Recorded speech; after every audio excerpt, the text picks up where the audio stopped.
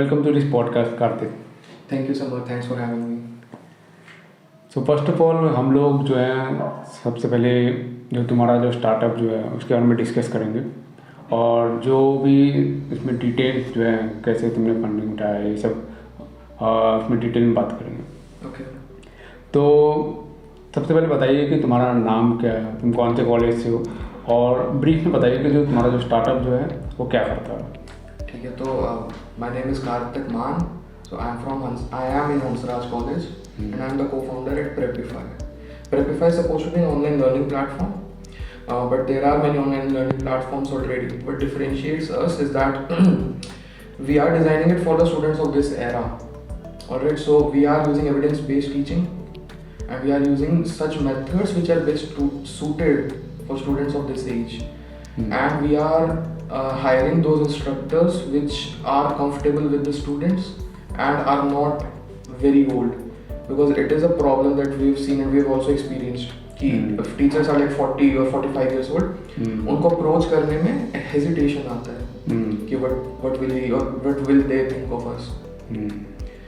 तो फिर तुम्हारे स्टार्टअप में जो प्रेफिफाई जो है उसमें तुम्हारे स्टार्टअप में कितने टीम्स हैं, मेंबर्स हैं और तुम्हारे कस्टमर जो है वो सब कितने हैं? We are 3 co-founders and we have a team of around 8 people including the 3 co-founders. तो यूजर बेस जो है वो कितना है? The thing is कि अभी we'll launch in January. Okay. So अभी predict करना it won't be easy, but अभी मैं कुछ numbers दे सकता हूँ। जैसे on Telegram we have 2,200 active members in our community. YouTube पे we have 2,300 subscribers. तो already वो channels हमारे पास हैं और बस उसको monetize करने के लिए जनवरी में हम launch कर देंगे। अच्छा, तो फिर जो ये जो आइडिया जो है वो कहाँ से आया और इसके पीछे जो इंस्पिरेशन जो है कहाँ से आया और ये जो डिमांड जो है कहाँ से पता लगा कि हाँ कि there is a demand for this type of startup also? So the thing is कि I got admission offer from IIM Bodhgaya last year, but due to some reasons और वो हो सकता थोड़ी कंट्रोवर्शियल बात हो, but I don't think that the college is worth it. Okay, ठीक है, तो I didn't take admission there. अब उसके बाद क्या बात आती है कि I was interested in entrepreneurship और मेरे को खुद का कोई स्टार्टअप करना था। तो when I was free and I was exploring these ideas, तो I founded a startup called Anylearn. अच्छा, वो that was my first venture. Anylearn was supposed to be a mediator जहाँ पर कोई भी अपना कोर्स डाल सकता है, कोई भी एजुकेटर, कोई भी इंस्ट्रक्टर, कोई भी टॉपिक पर अपना, like Udemy but for Indian audience and more of academically, जो कि यूडेमी के ऊपर स्किल्स ओरिएंटेड कोर्सेज होंगे बट एनीलर्न के ऊपर थे एकेडमिक वाले कोर्सेज। और तो द थिंग इज की बट मेरे पास उतना कैपिटल या फिर एक टीम नहीं थी, मैं सोलोप्रेन्योर था, तो कि मैं उसको उस हाइट तक लेकर जा सकूँ या फिर, क्योंकि it was my first venture. I had some friends in IIT Madras, तो वहाँ पर एक ह्यूमैनिटीज एंड सोशल साइंसेज का देयर इज दिस कोर्स। अच्छा, उसकी मार्केट बहुत छोटी है but at the same time market में कोई कोचिंग भी नहीं है। तो वहाँ पर आई आइडेंटिफाइड कि वहाँ पर there was a demand for courses, mock test वगैरह। तो I approached those friends of mine जो IIT मद्रास में उसी कोर्स में है, ह्यूमैनिटीज एंड सोशल साइंस में। तो उनके साथ आई डिसाइडेड कि we should do something and we should make courses on this.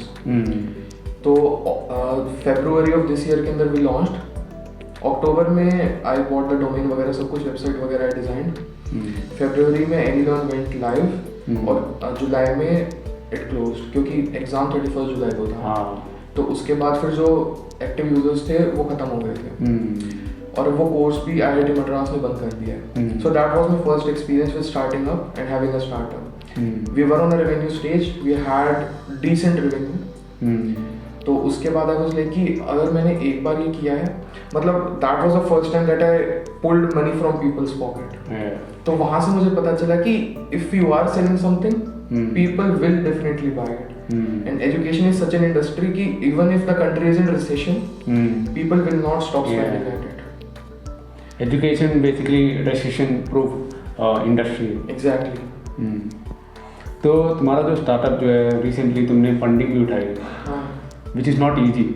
आप लोगों को कई बार क्या होता है, इंक्यूबेटर्स के पास जाना होता है, आपको पिच करना होता है आइडिया को। कई बार हो सकता है कि out of the box thinking, यानी आप VCs के पास चले गए, विच इज एक्सट्रीम। तो तुमने अपने स्टार्टअप के लिए कैसे फंडिंग उठाया और जो ऑडियंस और मेरे लिए भी जो टिप्स जो आप देना चाहेंगे? श्योर। तो द थिंग इज कि we are incubated at NFSU Gandhinagar. तो one of our co founders Aakarsh is in NFSU। तो वहाँ पर वी फाउंड आउट कि दैट कॉलेज इज, वहाँ पर ही is enrolled in the BBA program. तो that course is slightly newish and this college is very, मतलब इतना फेमस नहीं है, मेन स्ट्रीम कॉलेज नहीं है। But they had an incubator and they had funds of over 2 crores। अब the college is unknown, college के अंदर बच्चे भी आर्ट, I shouldn't say this, but इतने अच्छे बच्चे नहीं है कि they go there and raise funds. अच्छा अच्छा। तो it was easier for us to raise funds there, but at the same time our idea was good. तो आई वुड से कि I can't reveal the amount, but it was a decent 6-figured amount that we raised. Also at the same time it wasn't a funding, because funding के लिए you have to exchange equity, it was a grant। And if you are just starting up, what I will suggest is कि don't go to VCs। VCs तो वैसे भी नहीं देंगे पैसे, angel investors के पास मत जाओ। They will take up your equity। Angel investors equity नहीं, what they do is they give something called convertible debt। अच्छा अच्छा। Suppose they give you $1 million। And जब तक तुम्हारी कंपनी की वैल्यूएशन 1 million क्रॉस नहीं करती है, तब तक वो तुम्हारा डेट रहेगा। और एक तरीके से वो जो कंपनी है वो भी एंजल इन्वेस्टर के पास ही रहेगी जब तक तुम्हारी 1 million से ऊपर वैल्यूएशन नहीं जाती है। बट आई वुड सजेस्ट कि VCs के पास मत जाओ। वेल अगेन, अगर तुम्हारे पास कनेक्शन और आइडिया ज़ेप्टो जैसा है तो तुम जा सकते हो VC के पास। बट अगर तुम्हारा फर्स्ट वेंचर है और इतने नहीं है तुम्हारे पास रिसोर्सेज, तो don't go to a VC, angel investor के पास मत जाओ। Look for grants, apply at Atal incubation centre, और in your college if you are in a tier 1 or 2 college, there are high chances you have an incubator। तो always look for grants, क्योंकि grants के लिए you don't have to exchange your equity। but if you go for a VC fund या फिर angel, तो angel convertible debt ही देगा, और VCs तो equity खाएंगे, और बहुत early on इतनी equity give up करना सही नहीं है। सही नहीं है। 100% equity हमारे पास अभी founders के पास ही है। तुम्हारा जो कस्टमर बेस जो है वो मेजरली 11, 12 और जो ड्रॉप आउट स्टूडेंट्स हैं, यही तुम्हारा जो मेन कस्टमर बेस है। और ये कस्टमर बेस को जो है, इसको कह सकते हैं पोटेंशियल कस्टमर, तुमने उनको कैसे रीच आउट किया, या कोई टेक्निक यूज़ किया है, कुछ भी जो आप उसमें डिटेल में बता सकते हैं? ठीक है, मैं बताता हूँ। तो आई हैड मार्केटिंग वाला थिंग स्पेसिफाई है। तो अभी क्या है कि इन इंडिया आई फील सी कि जो स्टूडेंट बेस है, जो स्टूडेंट्स इन एक्चुअलिटी या इन टोटलिटी जितने भी स्टूडेंट्स हैं, वो सेग्रीगेटेड है। एक किसी सोशल मीडिया प्लेटफॉर्म पे इट्स नॉट ईजी कि तुम इंस्टाग्राम से उठा लोगे स्टूडेंट्स को, या फिर तुम व्हाट्सएप से उठा लो, क्योंकि व्हाट्सएप के ऊपर तो नंबर्स चाहिए, तो वैसे भी ईजी नहीं है। तो तुम इंस्टाग्राम पे जा सकते हो, पर वहाँ पर भी पढ़ाई के लिए तुम देखोगे कभी भी एड्स नहीं आते हैं, अनटिल एंड अनलेस में कोई स्किल ओरिएंटेड कोर्स है, स्किल शेयर या फिर यूडेमी, वो एड्स चलाते हैं। पर किसी कोचिंग के एड्स देखोगे इंस्टाग्राम के ऊपर नहीं है, क्योंकि वहाँ पर आदमी बढ़ने के लिए कभी जाएगा भी नहीं, तो वहाँ पर कभी फायदा है नहीं एड चला के। सेकेंड थिंग, फेसबुक के ऊपर जाते हो। फेसबुक का जो एज ग्रुप है जो यूज़ करता है, हमारा जो पोटेंशियल कस्टमर्स है वो टीनेजर्स है। अभी टीनेजर्स फेसबुक नहीं चला रहे हैं, वो रियलिटी है। फेसबुक यू कैन यूज़ अगर तुम्हारा ई-कॉम ब्रांड है, तुम कुछ टैंजिबल चीज़ जो पकड़ सकते हो हाथ में वो बेच रहे हो, फेसबुक इज़ बेस्ट। थर्ड आता है यूट्यूब इज़ बेस्ट अगर तुम्हारा एडटेक स्टार्टअप है। PW को देखोगे वो सभी यूट्यूब के ऊपर एड्स आते हैं, और हमारा भी वही मेन चैनल ऑफ मार्केटिंग रहेगा, यूट्यूब प्लस टेलीग्राम, क्योंकि टेलीग्राम के ऊपर हमारी ऑलरेडी कम्युनिटी है, तो उसे मोनेटाइज करना ईजी रहेगा। अच्छा अच्छा अच्छा। हाँ, तो फिर इसमें जो क्या कहते हैं कि तुम्हारा अपने प्रेफिफाई स्टार्टअप के लिए तो मार्केटिंग टेक्निक जो है वो जो है तुमने कैसे किया? जो मेजरली क्या होता है ना, मार्केटिंग वही होता है जो कस्टमर के लिए जो है, स्टूडेंट के लिए अवेयरनेस होता है कि हमारा एक ऐसा स्टार्टअप जो है और हम लोग ये सर्विसेज प्रोवाइड कर रहे हैं। तो तुमने इसको कैसे अप्रोच किया और कैसे टेक्निक यूज़ किया, वो बता सकते हैं? तो द थिंग इज कि अभी हम एक ऐड शूट कर रहे हैं। अच्छा। दिल्ली यूनिवर्सिटी के अराउंड अपने कोर्स से रिलेटेड। तो उस ऐड को ही हम यूज़ करेंगे अपने मतलब अवेयरनेस बढ़ाने के लिए कि व्हाट इज़ प्रेफिफाई। उसके साथ साथ फिर यूट्यूब पे वील रन दी एड्स, और टेलीग्राम के ऊपर प्रमोशन हो जाता है। तो ये 3 या फिर 2 बोलेंगे, 2 चैनल ऑफ मार्केटिंग रहेंगे, यूट्यूब प्लस टेलीग्राम। पहले भी मैंने वही बोला था, वही मेन है। अच्छा अच्छा।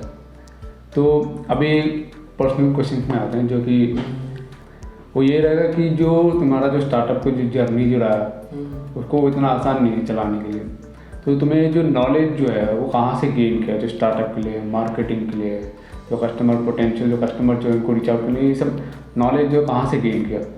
तो ये क्या होता है ना कि कई बार मेरे लिए भी होता है कि one of the best way जो होता है यूट्यूब होता है, टू क्या बोलते हैं, टू लर्न समथिंग, कि YouTube is the I think number 1 education मैं मानता हूँ कि कंपनी, चाहे वो फिजिक्स वाला भी हो या कोई और भी हो, लेकिन I think YouTube is the best company. तो तुमने जो है बुक्स के थ्रू या कहीं से भी तुमने कहाँ से इसको नॉलेज प्रेफर किया और लर्न किया? मैं ठीक है, तो मैं थोड़ी सी अच्छी सी बात तो क्या है, पर मैं बोलता हूँ कि द थिंग इज कि 12th के बाद everybody goes to college, but एक नो इनर्शिया ब्रेक नहीं हो पाता है। तुम 12th तक भी क्लासेस लगा रहे थे, बस वो क्लासरूम तुम्हारा चेंज हो गया और अब तुम कॉलेज के अंदर आ गए। The thing is either you start early on, तुम 8th 9th 10th के अंदर हो तब सीखना स्टार्ट करो, क्योंकि तब तुम्हारे पास फ्री टाइम रहता है। 11th 12th के अंदर तुम्हें बोर्ड्स भी करना है और तुम्हें अपना कॉम्पिटिटिव एग्जाम्स का भी देखना है, तो तुम करने को उस टाइम पर भी कर सकते हो, बट द थिंग इज कि इनर्शिया ब्रेक नहीं हो पाता है। तुम्हें सोशलाइज भी करना है, तुम्हें पढ़ाई भी करनी है बोर्ड्स के लिए, फिर कॉम्पिटिटिव एग्जाम्स के लिए, अपने पेरेंट्स को भी टाइम देना है, और सोसाइटल प्रेशर भी है, दोस्तों के साथ घूमना है, तुम अपनी गर्लफ्रेंड के साथ जा रहे हो, अपने बॉयफ्रेंड के साथ जा रहे हो, तो उसके लिए मैं सजेस्ट करता हूँ, क्योंकि इंडिया के अंदर एजुकेशन बहुत फास्ट पेस्ड है, बहुत जल्दी जल्दी सब चलता है।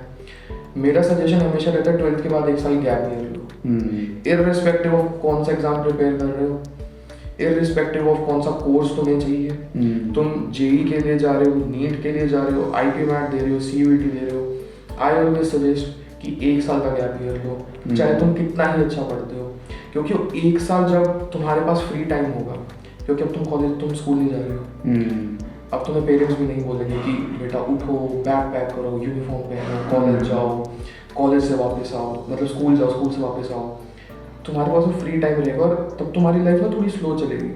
तब you will have the time कि मैं रियलाइज करूँ कि क्या मेरे को सही में लाइफ से यही चाहिए, मैं क्या कर रहा हूँ लाइफ में, क्योंकि लाइफ इतनी फास्ट पेस है कि जो तुम्हारे पास चीज़ आती है तुम बस उसको करते जाते हो, ठीक है मम्मी ने पापा ने ये बोल दिया। खुद के लिए अंदर से रियलाइजेशन के लिए यू नीड फ्री टाइम, उसके लिए मैं सजेस्ट करता हूँ कि ड्रॉप ईयर लो। मैंने खुद जो मतलब मेरा 1 साल एक्स्ट्रा था, उसके गैप ईयर के अंदर मैंने सभी चीज़ें फिगर आउट करी थी, क्योंकि मेरे पास खाली टाइम था। मैंने फिगर आउट करा कि अच्छा मार्केटिंग, फिर मेरे को एनीलर्न से बहुत हेल्प मिली, जो मेरा फर्स्ट वेंचर था, कि हाँ तुम you can take money from people's pocket, कुछ सेल करोगे, देयर आर हाई चांसेस कि लोग खरीद लेंगे। और बचपन से ये बताया जाता है कि नहीं job is a safer option, और ये नहीं, I am not dissing on jobs, first of all if you want to make money, jobs is an easier way, don't startup if you are don't start a startup if you are looking for just to make money, क्योंकि you have higher probability of being a millionaire while being in a job. Startup के अंदर तो मुश्किल रहेगा। Aside from that, थोड़ा free time तो खुद के बारे में अपने इंट्रोस्पेक्ट करो कि क्या तुम्हें रियलिटी में लाइफ से यही चाहिए, अपनी स्किल्स के ऊपर, क्योंकि मैं बोलता हूँ कि आज के टाइम पे देखो, तुम कॉलेजेस में जाओगे, वहाँ सब पढ़ के आए हैं, सब पढ़ भी रहे हैं, पढ़ाई सब कर लेंगे, बट तुम एम्प्लॉयबल कैसे बनोगे, उसके लिए यू नीड स्किल्स, तो बी मोर एम्प्लॉयबल। उसके लिए आई सजेस्ट ड्रॉप ईयर, और ड्रॉप ईयर का अगर तुम नहीं भी हो, अगर एंटी ड्रॉप ईयर टाइप हो, तो फिर भी फाइंड सम पीस वाला टाइम, अकेले बैठो और वहाँ पे इंट्रोस्पेक्ट करो लाइफ से रिलेटेड। मुझे भी लगता है कि जो इंट्रोस्पेक्शन जो है, रिफ्लेक्शन जो है, वो क्या होता है कि स्टार्टिंग से लेकर 12th तक उतना कोई करता भी नहीं। आई मीन डिटेल में बोलूँगा, really you have to introspect कि हाँ मेरे अंदर ये कला है, मेरे अंदर ये स्किल है, मैं इसको आगे लेके जा सकता हूँ। कोई इंट्रोस्पेक्शन करता नहीं। ये तभी कर पाते हैं जब बहुत सारा फ्री टाइम है।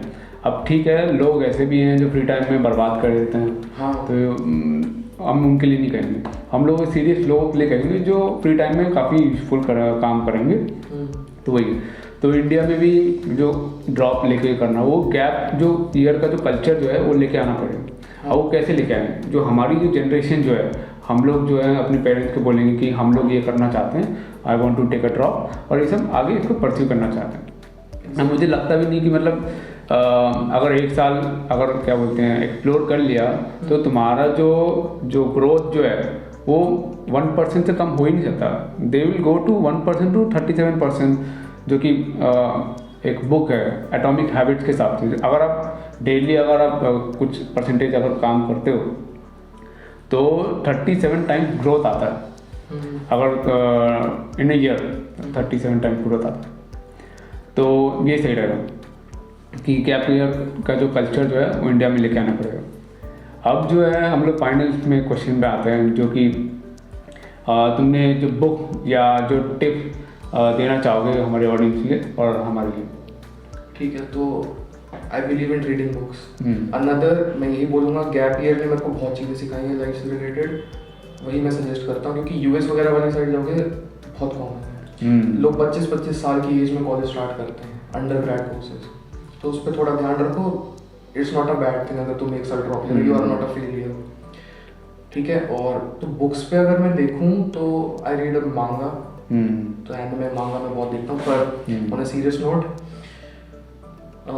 मेरी लाइफ की जो बेस्ट बुक मैंने आज तक पढ़ी है, मैंने सभी ऑथर्स की जो मोस्ट फेमस बुक्स है, थिंक एंड ग्रो रिच, और क्या है ये वो रॉबर्ट कियोसाकी की जो बुक है rich dad poor dad, Ikigai, ये सभी जो मेन स्ट्रीम बुक्स हैं ये मैंने पढ़ी है। I believe in philosophy. Best book of my life जो मैंने पढ़ी है that is meditations by Marcus Aurelius. अच्छा अच्छा। Marcus Aurelius was the only Roman ruler who was also a philosopher. If you can read that book, और उसका there is an edition Gregory Hays करके एक बंदा है, because that book was written in English of that era. अच्छा अच्छा। हाँ, तो ग्रेगरी हेज ने ट्रांसलेट करा है आज के इंग्लिश के लिए, तो वो वाला एडिशन पढ़ो उसका। It will teach you a lot about life. That book was not supposed to be published. Marcus Aurelius ने वो बुक लिखी थी अपने लिए। अच्छा। वो कुछ भी लाइफ में एक्सपीरियंस करता था वो अपनी उस बुक में लिखता था। पर उसकी डेथ के बाद, क्योंकि वो सच अ ग्रेट रूलर कि उसका एक कल्ट बन गया था, अच्छा, पीपल वर वर्शिपिंग हिम, तो उसकी डेथ के बाद उसकी जो बुक थी फिर वो लोगों ने पढ़नी शुरू करी, और अब इट्स वाइडली अवेलेबल, तुम पढ़ सकते हो। Second book, $100 million offers by Alex Hormozi. अच्छा अच्छा। हाँ, Alex Hormozi according to me best marketer है। हाँ, तो देखो, डजंट मैटर तुम कुछ भी कर रहे हो, you need to know, you need to learn how to sell your shit. सही बात है। कुछ भी तुम कुछ भी बेच रहे हो, you need to know at least how to sell yourself as a person. तो this book teaches you a lot, and मैं सजेस्ट करूँगा कि एलेक्स हॉर्मोजी को तुम ट्विटर पे और उसका यूट्यूब चैनल देखा करो। अभी मैं एक रिसेंटली एक पॉडकास्ट देख रहा था जिसमें कि बार्बर शॉप विद शांतनु करके एक पॉडकास्ट है, जो कि उन्होंने इनवाइट किया था शुगर की जो को फाउंडर जो है विनीता सिंह करके। विनीता सिंह भी यही कहती थी कि जो सेल योर सेल्फ करके ये जो कॉन्सेप्ट जो है, अब उनकी अपब्रिंगिंग में कहते थे कि जो है कि बड़ा चढ़ाकर मत बोलो, सिर्फ हमारा जो काम जो है वो स्पीक करना चाहिए।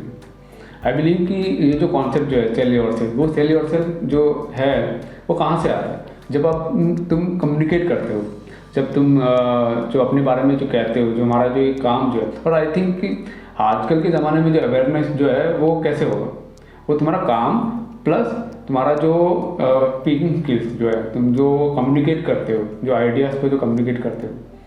तो इसलिए कि तुमने जो है सही कहा कि सेल योरसेल्फ करके, वो this is one of the best concept.